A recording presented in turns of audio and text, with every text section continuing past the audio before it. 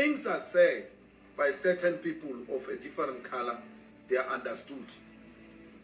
But when I say them, or Dali says them, or any African says them, they are said by an African child who comes from a poor family, a child of a domestic worker. Who's he to tell us? Can't be told by these people. So no one is going to destroy any white farm.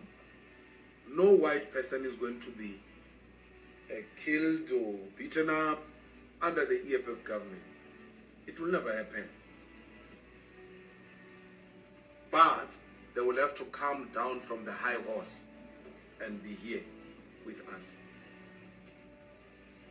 What makes the hostility is the inability of our fellow white South Africans to reach out.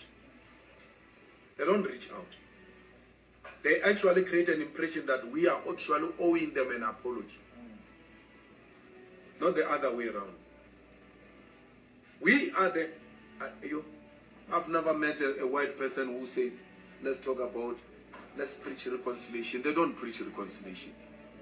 The victims are the ones who are preaching reconciliation. Victims.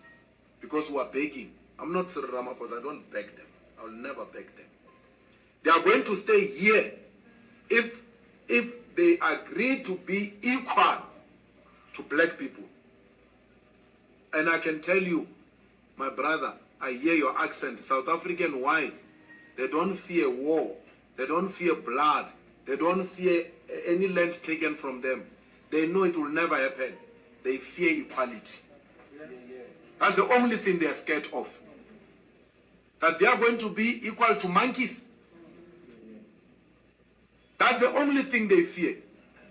They know this Malema, they've listened to my talks. They know even when they reported me to Human Rights Commission, there's nothing hate about what this guy is saying. They know that. My crime is to demand an equality. That's a crime I'm committing in this country.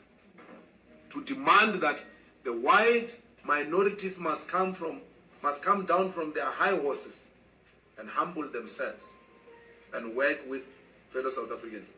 These Africans have got no problem with whites.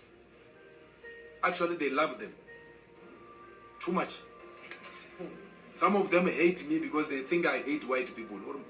Hey, this one is going to make whites go. This one. They hate me for that. That's how much they love white people. They are prepared to sacrifice their own brother in protection of white people. That's how much they love. They have no problem with it. It is white people who have a problem with Africans.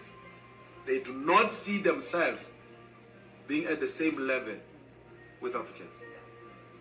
And it's not only the white farmers, it's not the white managers in the newsrooms.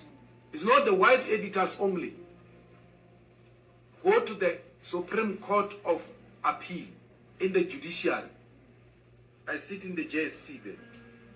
How the white judges in the Supreme Court of Appeal look down at their colleagues at the highest level of educated whites. Don't think it's just a child of a farmer who has a problem with black people. An educated white judge at the highest level has got a problem with an educated and over-educated African judge.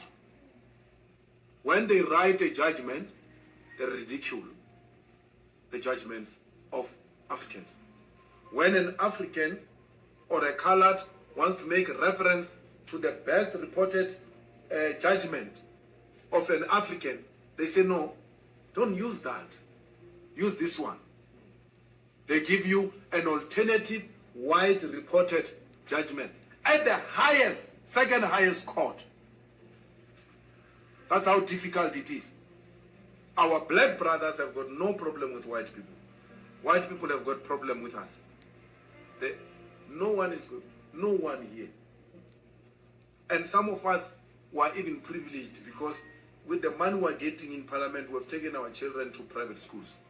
because there's no public school here in South Africa. Schools have collapsed. They befriend white kids. They bring them there in our houses. When we slaughter, we must start slaughtering with these friends of our kids. Do you think our children are going to allow that? We are building a completely new society where black and Africans are embracing one another. The problem is this old age. They have a big problem, those guys. Because they know the privilege of apartheid. The young ones don't know the privilege of apartheid. They know the privilege of being called a madam and a boss. And then calling older women girls and older men boys. They know that privilege. And today is no more. That's what offended them. So I'm not going to beg them to stay here. I'm not begging anyone, especially white people. If they want to go, they can go. At least they've got somewhere to go. We don't have anywhere to go if things don't go right. We've got only here to go.